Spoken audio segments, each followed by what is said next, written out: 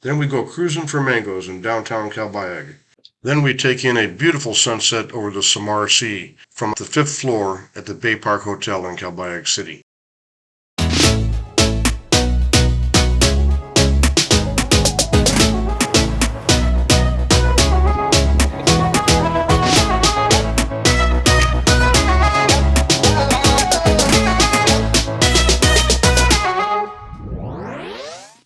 I know many of my viewers might be thinking of maybe building their own house someday. I'd like to make just an important couple suggestions. Two reasons I make these suggestions is because of the quality of the plumbing parts here are rather inferior. Most stuff is made in China. And the second thing is, a lot of guys here who say they're plumbers are not plumbers. Now, when we got to this house, the house was actually just closed in before we got here in 2012, and we were able to make some changes to the plumbing. Unfortunately, most of the plumbing is buried in the walls, but we were able to carve out some stuff and redo some things. But here's what I'm going to point out. The most important thing you can do from your meter, that's the meter down there. The most important thing, the meter has a cutoff, by the way. The most important thing you can do is install another cutoff. And I've got another cutoff valve down here. Just gonna dig out that dirt a little bit. But I can cut the water off to the whole house right here, as I can also from the meter. So if the meter has a problem, I can turn it off out there. But if the line breaks somewhere in the house, it's easy for me just to come in here and cut it off. And what I did was I made them run the line, and I kept the line outside, underground. The first water station here is, if we cut our water off to the entire house, I still got water here. And I'll show you where I can cut the water off. There's another place where I can cut the water off to besides this one over here. But anyway, I ran the line along the outside of the house at the foundation so I could get to it if I had to get to it. The line wraps around this corner, and it's about 18 inches deep. And the other water station here I've got a cutoff valve here. This cutoff valve controls the sink inside. So in other words, if I've got a plumbing problem anywhere inside this house, I can cut the water off and still have water at this sink. You can also cut that sink off from the inside. So the line continues to run underground. Now it's under concrete. And I've had a problem here before where I had to, oh gosh, I don't know if you can see that, it's pretty dark, but there's a cutoff valve here. It used to be down underground, buried in concrete. So I tore all that out, raised it up. I can cut the water off to the entire house here, with the exception of the washing machine and this sink right here. So now I can cut the water off to the entire house here and still have water at that kitchen sink, the washing machine here, and 2 hose bibs. Now, inside the house,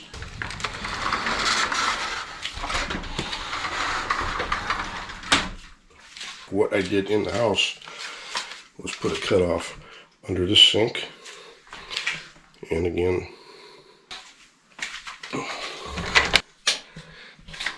but I do have a cutoff there, and I have a cutoff down there. So every commode in the house, there's 3 commodes, 3 lavatories, they all have cutoffs.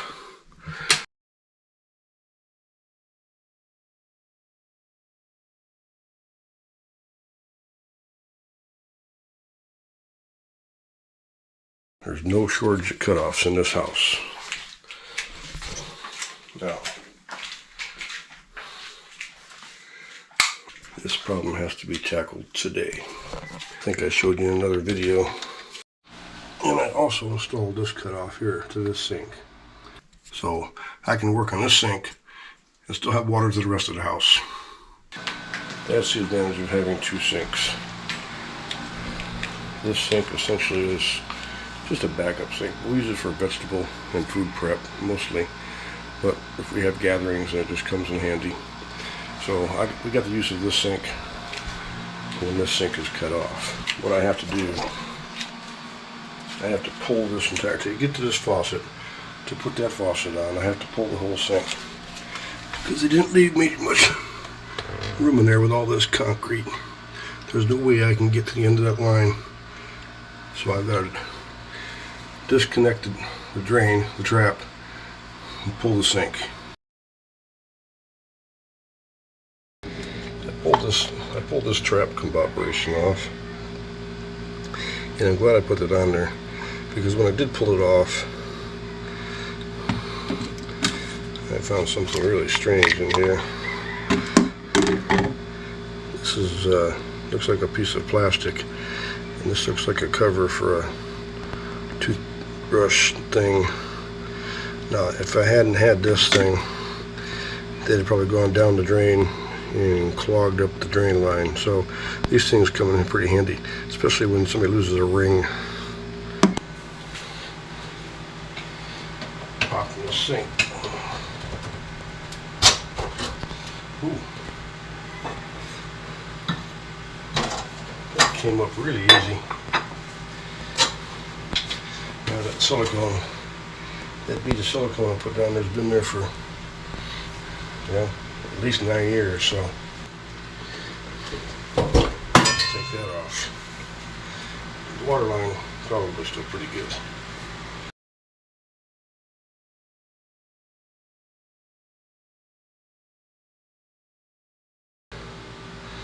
And I'll show you what this problem was. This thing would pop off and have water everywhere. Damn! Who knew there was all that water in there? Actually, before the silicone, what I probably really need to do is come in here and clean all this out. This old track. Otherwise, my silicone won't stick to dirt and gunk.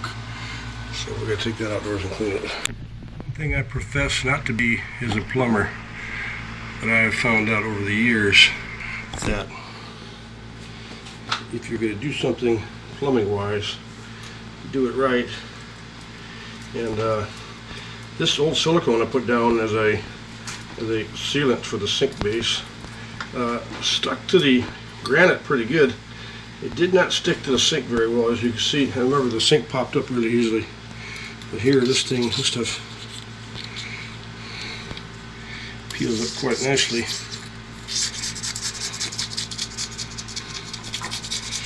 Which I'm happy to say nothing little razor blade can't help out with. I was going to say, not that I'm a plumber, but what I've learned over the years is that if you prep everything, like I wire brushed all the fittings, and I'm going to put new silicone tape on. If you prepare all the fittings properly, you won't discover leaks after you assemble everything. There's nothing worse than going through a complete reassemble job and then turning the water on and find out it's leaking. Even in the air conditioning it's hot. Now I don't know what's the best way to remove the silicone residue on here, but what I did is just took a wire brush, scoured most of it out. Anything that remains will just be something else for the new silicone to adhere to. Got that fitting cleaned off. Ready for some silicone tape. Now, I know I told y'all I wasn't a plumber, but after owning 5 houses over the years, you have a tendency to collect stuff. I got fittings, I got plumber's putty, which, believe it or not, is still good. Oh, I've got some other drain hoses here, water lines. I got all kinds of parts. I got washers. I got flux, soldering. Oh, and there's more.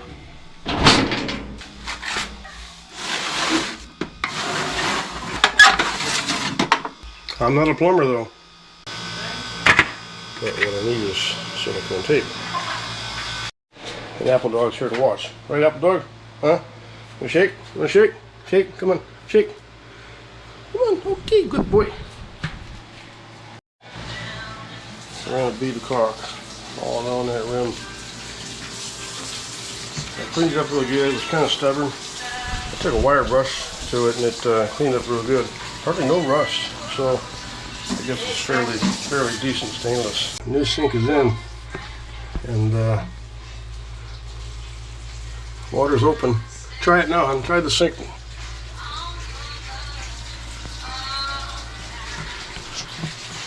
Just gotta get up.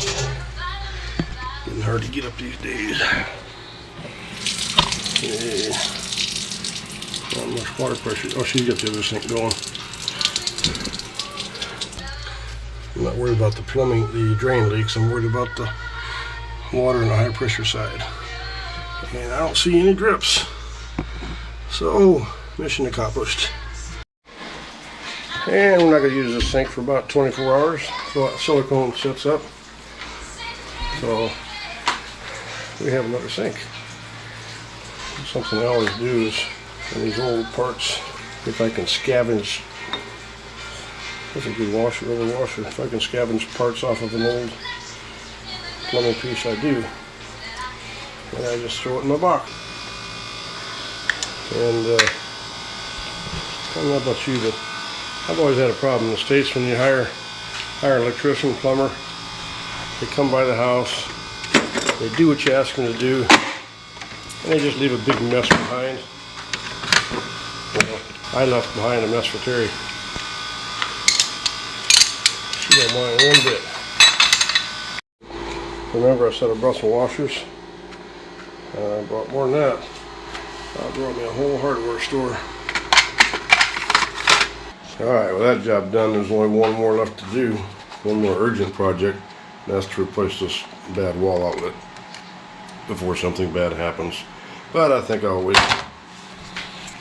until next year. We're going to town.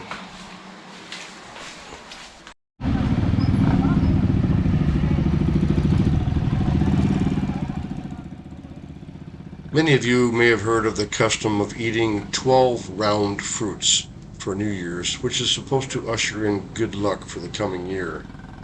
In the Philippines, I believe the custom calls for eating 13 round fruits, which is considered a lucky number. Happy New Year! Happy New Year!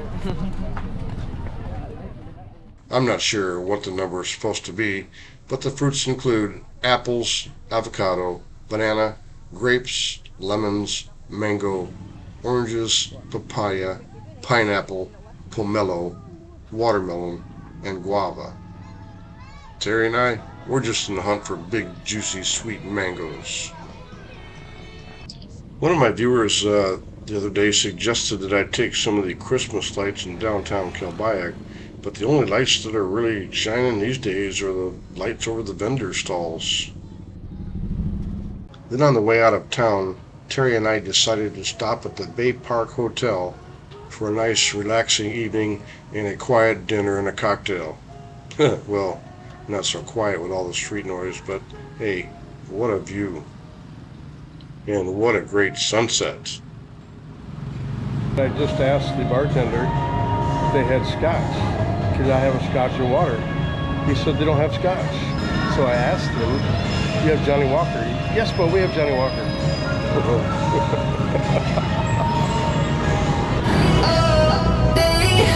You make my day. You make my day. You make my day.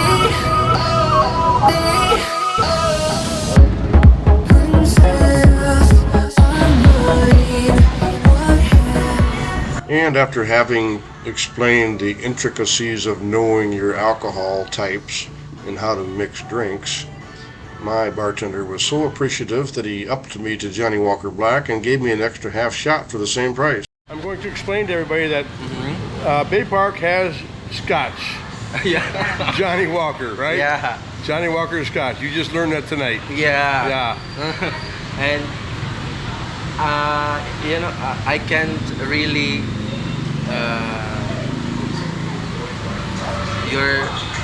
to speak in English. No, that's fine. English? That's fine. Yeah, you just do fine. Don't worry. Yeah, thank you very much. But now you know scotch. Yeah. Scotch whiskey. Scotch Yeah. now. With water. With water, yeah. It is my pleasure to assist. Happy New Year. He's Happy gonna put New you Year. in a And I'm very pleased to divulge that the cost for this evening, which included food, 2 pale Pilsens and an extra strong Johnny Walker Black came to about 1,300 pesos, or about $23. Not so bad. And that's considering that the view and the sunset were free.